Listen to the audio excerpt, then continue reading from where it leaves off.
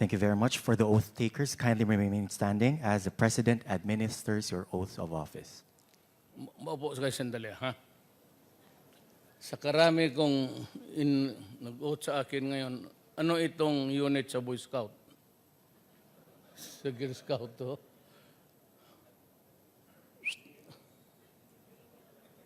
Protocol, ano ito? Liga. Ayan, kasi nakita ko na si ano. Kayo yung pang-apat, hindi ko malaman kung anong unit ba ito galing. Actually, I was a bit late because I was talking to a lot of military men. We are having some trouble, not really threatening ones, but trying to see what I can do to help everybody. At saka yung maya na lang isabi ko sa inyo, probably if they'd allow me to talk just a few minutes, I'd tell you. Kindly stand up and let's have your oath of office. Raise whatever hand you like, but just follow me. I state your name. Having been elected to the position of, do hereby solemnly swear that I will well and faithfully discharge, to the best of my ability, the duties of my present position, and of all others I may hereafter hold under the Republic of the Philippines. That I will support and defend the Constitution of the Philippines, that I bear true faith and allegiance to the same, that I will obey the laws, legal orders, and decrees promulgated by the duly constituted authorities of the Republic of the Philippines, and that impose this obligation upon myself voluntarily, without mental reservation or purpose of evasion.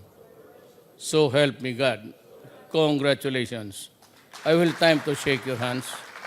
May we invite the President for his message. Kindly sit down. Salamat. As usual, 2 pages. So I can finish this in about a minute and a half. Then you can have your merienda and I go home. Kung gusto niyo ganong kadali, pero wala naman sigurong typhoon, it's a little bit kind of a rainy day. Presidential Advisor for Political Affairs, Francis Tolentino. Si Tolentino is with me because I like the way he is, his character and everything. And if by chance he would run again for senator, you do well. Sa inyo, hindi sa amin. You do well if you get him as one of the senators. Mahusay magtrabaho. Mabait na tao. You have dealt with him. He's very soft-spoken and walang babae, walang asawa eh. So he has a very good persona. If you compare me to him, I would pale in comparison. Para akong pale pilsen. Our newly elected Liga and Barangay National Board officers and National Chapter Presidents, distinguished guests, ladies and gentlemen. I don't wanted really to read, but I said I could finish this in about, para namang nahiya rin ako sa inyo, no? Ganun na lang, patawag ko kayo dito. Tapos in about a minute and a half, I say my goodbyes. And I think not really inappropriate, but something more of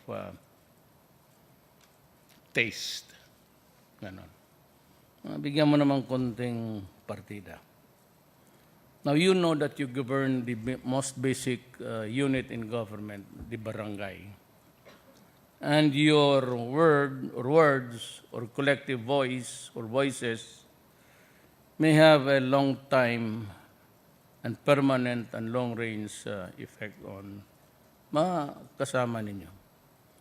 But one thing is very clear to me, that without the help, without the assistance, and with the active governance of barangay captains, municipal mayors, wala talaga. Walang mangyari dito. Prangkahan ko kayo. And remember my words. Remember this day na may dumaan dito na walang ibang sinabi kung hindi ito lang. As long as we are not able to impose law and order, magulo ang ating bayan. And for as long as corruption will not stop, I tell you, forget about dreaming a place for our children and their children in the years to come. We may not even be able to reach the economic level now of Malaysia and Indonesia. Ask me how many years? 7 to 10.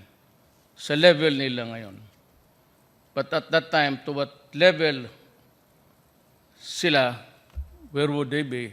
That's something I really cannot answer. But for the Philippines, just to have the roads and everything paved, and yung just like when you go to Indonesia, everything there is pati Malaysia. But let me also give you one little bit of caveat. Alam mo kasi yung Pilipino mahilig sa minsan siraan tayo, yung sa Pilipino. Noon, number 2 tayo sa Japan, then we became 3rd, 4th, 5th, and now 2nd to the last to Bangladesh o Myanmar. Alam mo sa totoo lang, and I'd like this to repeat because I cannot get an audience as one with you, so I have to repeat it time and again. But maybe you can also explain to our people na actually, this is not entirely with sa kasalanan natin. Right after the war, everything was scrambling for money for rehabilitation and to rebuild one's country. We are part of it. We are part of the World War. Ang problema, ang Diyos, hindi siya masyado fair. Hindi ako galit sa Diyos. Naniniwala ako sa Diyos. Pero yung fairness, that God is fair, maybe a little bit, something is overstated there. Alam mo bakit? Merong mga bansa dito sa Southeast Asia na binigay na wala sa atin. And you know what? It's oil. Wala tayong oil. And oil is everything. You look around, pati itong kaharap kong mikropono, lahat papel, baso. These are products of machines and equipments. And those machines and equipments are run by energy, coal noon, bunker fuels, which is really oil and gasoline and everything. Wala tayo niyan. So sila, medyo mabilis ang kanila because they didn't have to buy it. So they could pave their highways and feeder roads, feeder routes and everything. I've been to Indonesia, Malaysia, motor lang, and you enjoy it because it's an endless road na yan. That gives the pleasure of a nagmumotor. Yung walang katapusan na banking na pagkaroon sa bukid. Wala tayo niyan because we could not afford it. And it takes about almost a third of what we spend for the day moving the EDSA motor vehicles there and everywhere in the Philippines. Whether it's an airplane, a ship, or a motorcycle, lahat, it's all oil. And wala tayo niyan. So talagang mahina tayo. But with our slow-moving economy, plus a corruption na unabated, patay talaga. Ako, I make this bold prediction because really I offered in a command conference. Kasi aside from yung Nayong Filipino, which I had to work on it that day, ay dumating na naman yung papel sa medisina ng military na ghost deliveries. Talagang pumutok ako. If this is what I expect from people like you guys, from Filipinos na sabi ko mag-resign na, you are not worth my toil. Sabi ko, ang buhos na binigay ko sa trabaho ko, I'd rather give it to somebody else, basta isang tao, if I can help. If I cannot help this country by cutting down on graft and pati yung indolence ng Pilipino. That's why I have this penchant of getting military guys. Kasi pag sila sinabi ko, gawain mo yan. It's not because I'm getting them because I'm afraid of them. I want to ingratiate myself to them. Far from it. I was elected as president by the people, not by the military, not by the police. I had my own mandate. Ang police, meron silang trabaho. It's defined by law. So does the military. So ang akin, bakit? Why? Because my orders are followed. And followed correctly. Pag sinabi ko na gawain mo yan, mamadalian, tapos sabi ko, walang korupsyon. Meron talaga, walang korupsyon. Be it in Marami, si General de Rosario, Boracay, si General Simato. They were all my friends because at one time or another, they all sojourned in Mindanao during their tour of duty before retirement. So yan sila ang nakukuha ko. I just conferred with the Bureau of Customs right now. Hindi yung sabihin mo I am not really desperate, that desperate sa bureaucracy. But sa bureaucracy, kailangan mo pa magdebate. And they will debate with you even. Just to get through what you want. Kaya na, uubos talaga ang pasensya ko. Tangin. Military kasi, pag sabi, huwag ka na magtanong, basta gawin mo. Gawa. Pagkatapos, if there's anything wrong, then we will answer. Ako naman for as long as the money. Gawin itong kuha. Ito si Heidi, sumagot siya. I'd like to tell her, you know, when I was a prosecutor, fiscal ng Davao, city fiscal ako, assistant city fiscal, I was at the same time a special tanod bayan prosecutor. Nang wala pa naman itong ombudsman noon Tanod bayan pa yan. I was the one of the two. The other one was Judge Natates.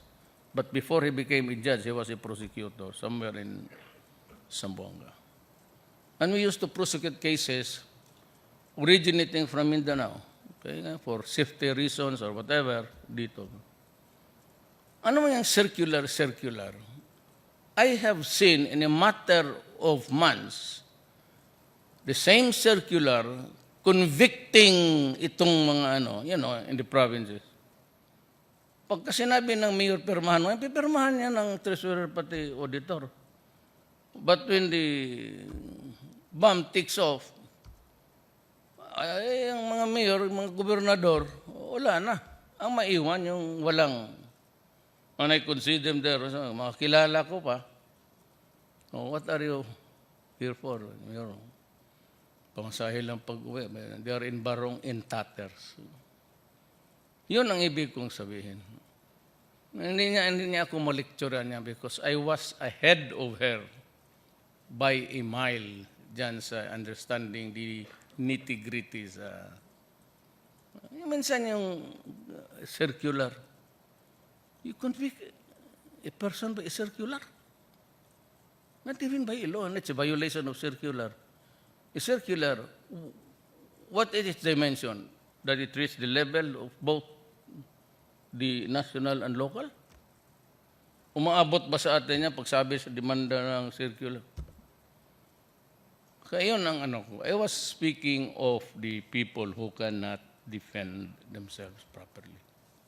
I was not criticizing. So yung doon sa Benguet, sabi nitong because they have to comply with certain regulations, sabi ko, to hell with COA.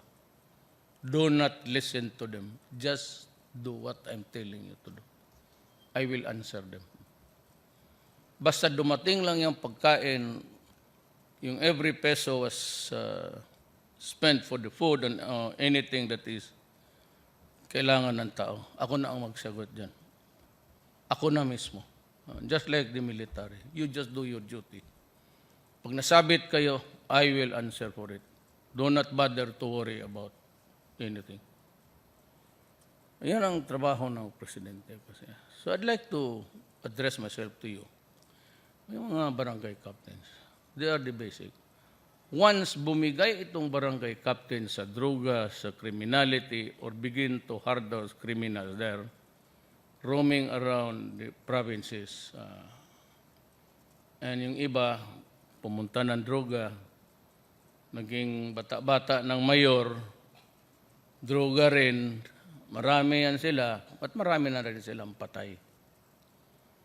Putang ina ninyo, sinabi ko na sa inyo. Tinawag ko yan sila dito minsan. Dito. 3 sets ang mga municipal pati city mayors. Governors ko konti lang sa 1 session. Wala akong sinabi sa kanila. Ako po'y nahihiya. Ako po'y mayor lamang noon. That I seem to be talking like somebody na nanakot sa inyo. But I have to do this because a lot of you here guys are into it. Sinabi ko sa kanila, putang ina ninyo, papatayin ko kayo. Yung hindi nakinig, pasensya. Ay, ginusto mo eh. You know, drug is just a joking matter about a plastic sachet. Drugs is being operated by the Bamboo Triad Gang of Asia. There is no more laboratory dito, o if ever meron, kukunti na lang. Kasi dito, alam nila, papatayin ko talaga sila. Literally. Alam nila, hindi ako nakikinig ng mga putang inang human rights violence. And I just said, if you destroy my country, I will just have to kill you. Or allow my country to be destroyed. That's what I said when I became mayor of Davao City. I'm going to build a city comfortable enough to live. I know that we have problems, so many problems. But to make it comfortable, at least to move around safely, children, I'll try to do it. I look at Davao. You have been to Davao. Ayan si barangay captain. Bakit kami ni barangay captain, sabihin ko sa iyo, nag-inkwentro kami niyan. No, he was running a Masyaw. Sabi ko sa kanya, stop it. Hindi siya naghinto. So, nagkita kami sa isang lugar. Hindi na lang ako magsalita. Pero, talagang, sabi ko, ikaw eh. And then we became good friends. Maybe nakita niya that it was not really all alone for me. I really do not care kung sa akin. Huwag lang ninyo akong galawin. I mean, I can well defend myself. And if it's time to die, I can die anytime. Pero yung mga tao, sisirain ninyo yung bayan ko. Gawin ninyo yung mga gago, yung mga anak ko.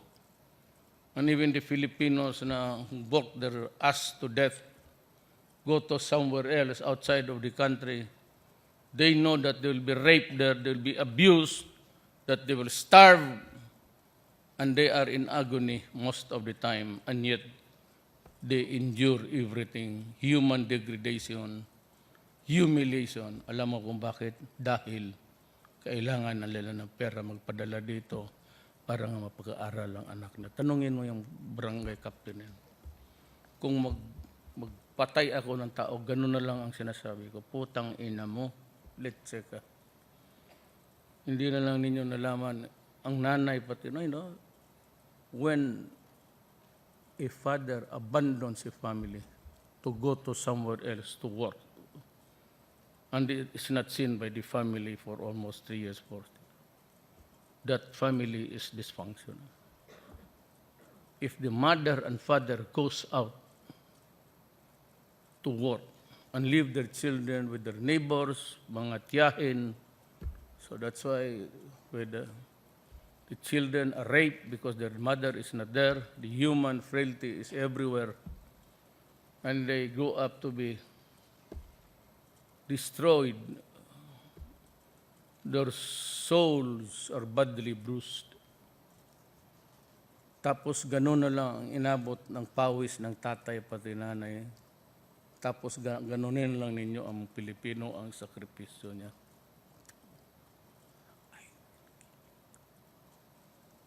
Kung hindi makagantihan sila para sarili na ako, I will exact justice for them. Manawala, matakot dyan ako sa...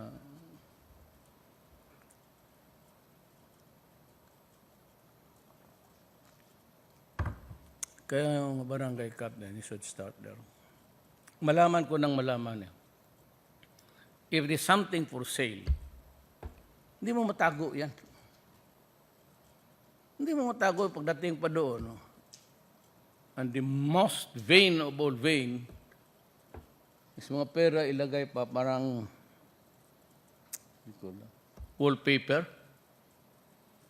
Tag 500 gawain mong wallpaper. Such an obscene. Gano'n na lang ang ginawa sa mga putang ina dahil sobra-sobra yung pera. Ginagawa na ng wallpaper. Lahat mga tao dyan sa Usamis, pinapatay. Ay, pati police, pinapatay. When he started killing the police and the military, so it's about time that you should be stopped. And I will stop you. And so with the other mayor. Akala kasi nitong mga ulol na to, they get the armor of invincibility because you hold the position. Well, I'd like to tell everybody, hindi kayo. Matino kayo. Hindi naman kayo manalong.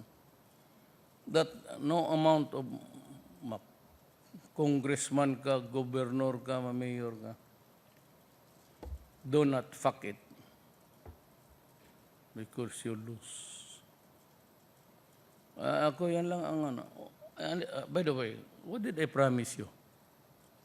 During the last election, and maybe during the debates, presidential debate, anong sinabi ko? I knew that there was a time limit. I said I've been doing trial work since about 10 years ago, for 10 years also. It's always a time constraint. So alam ko, hindi talaga ako matatapos, bigyan mo ako ng minute and 30 seconds. Yung mga ganong kalukuhan yan, for the greater glory yan sa mga networks, just to make money out of the advertisement. And you would no problem would notice it that every time there's an intermission, wala akong side mga advertisement because I could not afford it. And yet I won, but that's another story. Anong pinamis ko? What did I promise you? I was the first to say, I'm true, Your Honor. I said, I will try to stop corruption.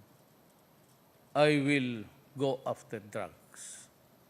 Yan dalawa yan, marami nang na-disgrasya dyan. Yeah, the latest was a military general. Then, sabi ko, I will not tinker with the finances of the state. Walang papeles na dumadating sa akin dito sa Malacañan o sa bahay ko doon sa across the river. Walang transaksyon ng MRT, LRT, reclamation, airport. It does not reach my table. It begins and ends with the cabinet member. Magtanong kayo ng cabinet member, I have not called anyone since I became president. Telepono? Hintay ko ngayon, patawag ko kayo, dito tayo mag-usap. I never use the telephone. Karamihan, if at all, if there is something Hindi naman derogatory, but more of hindering offensive. Again, the word inappropriate. Mga kausap ko, puro babae yan. Totoo lang. Honestly, if there's a recording, they can go and open it up. The usual talk between a man and a woman, you don't talk about the prices of the mines now because it's going down or up. You don't talk about shares of stock. You talk about biology. Yan lang man ang pag-usapan natin kung... So, tapos sinabi ko, I will try to talk to the enemies of the state. So, I struck a deal with the Bangsamoro, which they're pending. We will have a plebiscite coming up. Then Ms. Wari he bides his time. He said, we'll talk at the proper time. I said, okay, thank you. Si Season, well, I do not think that we'll ever have a peaceful negotiation. Kasi nakikita ko, at the end of the narratives there, or exchanges of notes and everything, in the different parts of the maraming discussions, issues yan it really boils down to one thing. It's almost like a coalition government, at least sa economic side, which I think I am not allowed to bargain with because I am not authorized to do it. Sovereignty is not mine, it's the people's. And even just to put it in writing is already wrong. Sovereignty can be, well, that is if we intend to rebuild a new political structure and put it in abeyance, that could perhaps be possible. But kung sabihin mo, for me to do it in a very exploratory way, that is already a violation. I don't think I can do it. And I said, we'll just build and build at my time kung anong abutin ng pera. EDSA, sinabi ko sa inyo, I'll try. So, ang hiningi ko noon, I could be given emergency powers. Emergency powers simply means that you can buy anything without a bidding. And it was given to Marcos and Cory during their time about the energy. Itong EDSA, I cannot repair it with saliva. I need to spend. I need to have money. But noon pa lang, in the early days of my administration, when it was floated around, I was informed that most of Congress were not members. Ayaw nila kasi malaki daw yung pera, baka mapunta ng graft on corruption. Well, instead of calling me or calling my representative or coming here to talk with me, what are the institutions that you'll be borrowing from? Magkano ba ang dama? At what is this phase? What are the phases? Second, first. Ano ba? Baka maubos ng corruption. Kaya sabi ko, it's okay. I don't need it. Let EDSA remain as it is for the next 20 years. Don't bother. Rather than, casting aspersion, maybe not, siguro ako, but kung ganon ang pagkaintindi ninyo, wag na. What for? There's always the hanging suspicion that I am there for the money. Huwag na lang. Hayaan mo. Wala tayong magawa. So, as a matter of fact, there are many proposals. I do not know when will they materialize. But I just want to finish my term. Kung maano-improve po lang itong graft and corruption, pati law and order, okay na yan. That would be a good start. It cannot be the beginning. It cannot also be an end. But at least it's a good start somewhere. So yan ang maiwan ko sa iyo. Kayong mga kayo pa ng mga barangay captains, remember this, I said, I was once a Tanod Bayan prosecutor. Di ba magpirma kayo sa completion projects? you are asked to sign. Okay? Bantay kayo dyan, ha? Kasi pag nakapirma ka dyan, na okay yon, may clearance which says that the project is okay, and that is really what it means legally, may sabit ka rin dyan. So just be careful. Kung permahan mo lang naman, see to it that it is done properly. When it's not, you better say, no, I'm not ready to face any. Masisira lang pagkatao ko dyan. How many? So, how much do you want to give me? If you what? 5,000? 500,000? Ay kung gusto mo pang, alam ko dito may gusto pang tumaas eh. It's your turn now. We are a passing generation. Yung kabats ko, itong mga cabinet members ko, which are my dorm mates, puro probinsyano yan lahat. At karamihan dyan mga Ilocano na mga ex-military men. Because ang ating military, ang karamihan, Ilonggo pati Ilocano. Yan ang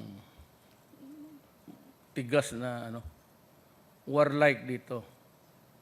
Cebuano, inom lang yan. Tuba-tuba lang. Wala ako nakitang, well, of course, my father comes from Cebu, Danao. But my mother is a mestiza Maranao. Mindanaoan talaga nanay mo. Yan ang history ng natin.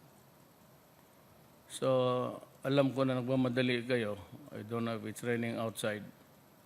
I do not want you to catch a cold. All I want is you can all go home, but the ladies will remain to have. I want to have pictures with them para memories. Siguro. And alam naman ninyo, good luck. I'm ready to. Tignan ko itong insurgency war. There will be a point kung tignan ko kung kaya natin. But in Mindanao, we are succeeding. Ang western side ng, if you're facing the Mindanao map, no, the Philippines rather, your right side is the east. So ang Davao, Agusan dito is the eastern side of Mindanao. Ang left mo, ang western side. Zamboanga down to Hulod and Palawan. Yan. Dito sa eastern side, marami ng mga fronts na bumagsak. Western side, they cannot hope to control it because there is the Moro. And the agenda of the Moro can never be reconciled with the agenda of the Communist Party. They cannot hope to succeed it. Yung nila, plano nila. They will, after cooperating with each other, yung tawag nilang tactical alliance, well, babagsak rin yan. And just like a communal war, sila yan pagkatapos na mag-upakan. In Luzon, very slow ang growth nila, except for Samar, Quezon, and Bicol. Dito sa Abra and Central Luzon. All others, Panay, hindi masyado. But in between, we're good. We're good. And some of you, by the looks of it, are really formado na for the mayorship. The way even the sartorial, malaman mo na ito, pang mayor na ito, o pang gobernur. They criticized me once. Itong mga gago na itong wala ng humor sa buhay nila. They criticized me. Pero for all intents and practices, totoo man. Kung patayin mo yung vice mayor mo, bakante na yan. Sigurado na yan. It's a bad joke, but it is a joke and it is true. If you can do it. Yung mga first lady nyo, naghihintay na, nakaposisyon na. Di mambiro lang yun. So I'd like to congratulate you for your election to the board, national board. It's an honorable space there for you to move and make yourself known. And maybe, I said, patapos na kami. Ako, class 72 ako sa law and na-release 73. So, serve government for the last, wala, sa awa ng Diyos, wala rin akong talo-talo. From the OIC vice mayor to mayor, tuloy-tuloy na ako hanggang. Ito nga si, kasama ko yan. Right after our quarrel, we became good friends. So he has been with me. Barangay captain, sabi ko sa kanya, about time na makapanalo tayo ng isang barangay captain. And has been a counselor for ilang terms na halos. Tapos anak niya, tapos siya na naman. Ito ang classic dynasty. Ako sabi ni Trillanes, between my father and me was a good 20 years. My father was one of the first members of the cabinet of Mr. Marcos. Dito. My father was one of the two nationalista governors na hindi pumunta sa liberal. That's why Marcos got him in. Kaya alam ko yung procurement. Alam mo bakit? Ang department ng tatay ko was Department of General Services. One of the most sensitive there was the Bureau of Supply. Kaya alam ko, ang tinuro ni Marcos, which I'm going to implement, I'm just, as I said, waiting for the retirement of some of the military guys. Mag-canvas lang kayo. Canvas lang man. Because there is always the international pricing. You cannot sell a can of sardines as much as you sell a can of beef. Meron talaga yan, international pricing. So all you have, what I do is to just keep watch. If you're going to buy, ang problema dito, kasi alam ko yung mga lemon units, yung nasisira ka agad. So I want to exclude them, but that you cannot do it in a free market. Pero sabihin ko talaga, then I would explain, it must last between 5 to 7 years. And ilan lang yan. This is no free advertisement, but Mayor, ang police ko doon, it's either Toyota or Isuzu. And it lasts until my daughter even. She's on her second set. Andiyan pa yung man. So malaman ko kasi kung magbili ka ng lemon, i-disapprove ko ta. Sabihin ko talaga tingnan mo yung mga pulis yung Mahindra. Sira, wala. O bumili ka ng Isuzu, maybe Ford or Toyota. It will last forever. Ang sekreto lang dyan is maintenance. If it is maintained correctly, pag hindi pagka yung hubog na pulis, ibangga niya, ipapukpok mo yung yupi ng sasakyan, pati yung ulo ng pulis, ishali mo na. Tangina. Kaya gano'n yung kami, tawag yan. 1 week pa lang, binunggo no ng ulol. Pulis kasi lasing. Balik raw sa kasa. Huwag doon sa talyer lang. Isali mo na yung ulo ng pulis dyan sa inang buisit. Well, anyway, he said, I'd like to thank the relatives, maybe the wives. Baski saan dito, puging First Lady of the land, no? Magtiyaga lang kayo. It's a matter of industry. But sabi ko, I hope it will be a guide for you someday. I just get men of competence and honesty. Yan lang ang dalawa ko dito. Then for my country, my advice to you is, I said, if we do not stop, or if we cannot stop graft and corruption, kasali na ako dyan. All of us. At we cannot maintain order in this country. Mahirapan tayo. Thank you. Thank you very much, Mr. President, for your message. We shall now proceed with the photo-taking opportunity. May we now invite the newly elected Liga ng mga Barangay National Board Officers and National Presidents to please proceed on stage. Please stand by, Davao City Barangay Captains.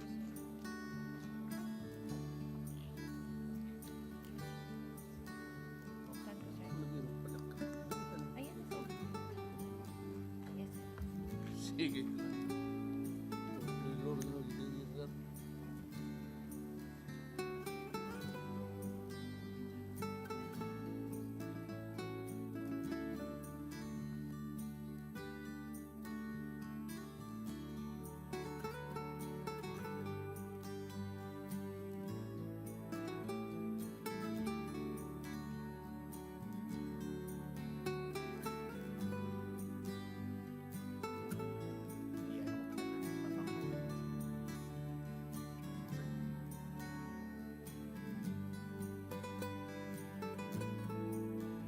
Thank you very much. Please exit to your left.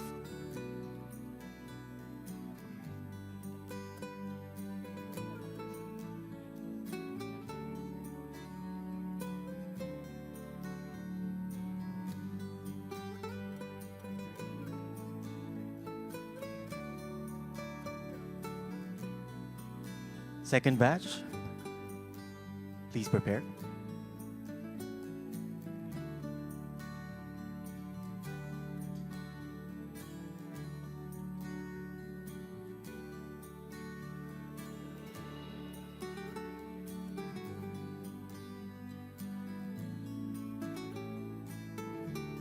Thank you very much. First batch, please exit to your left.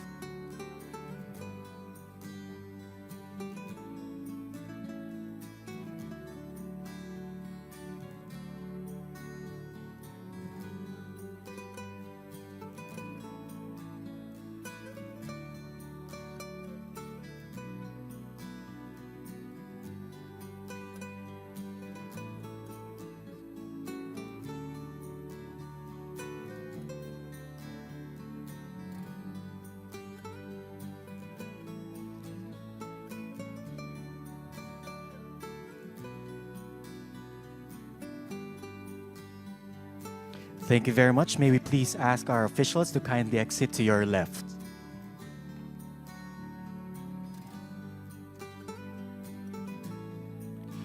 Once again, would like to request our officials to kindly exit to your left. Thank you.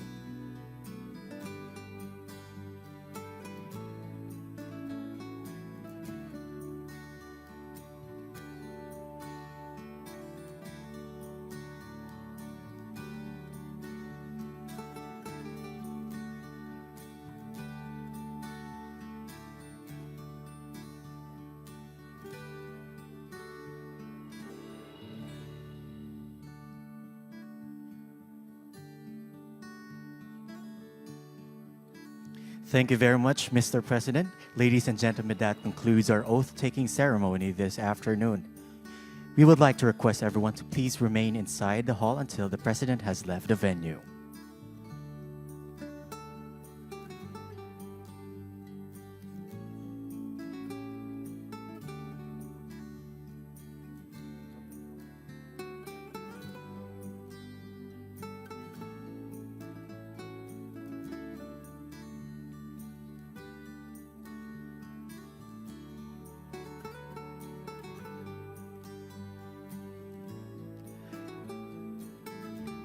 Meanwhile, we would like to invite our guests to partake of the refreshments located at the side of the hall.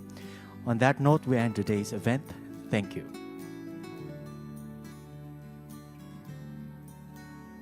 Once again, thank you very much, Mr. President.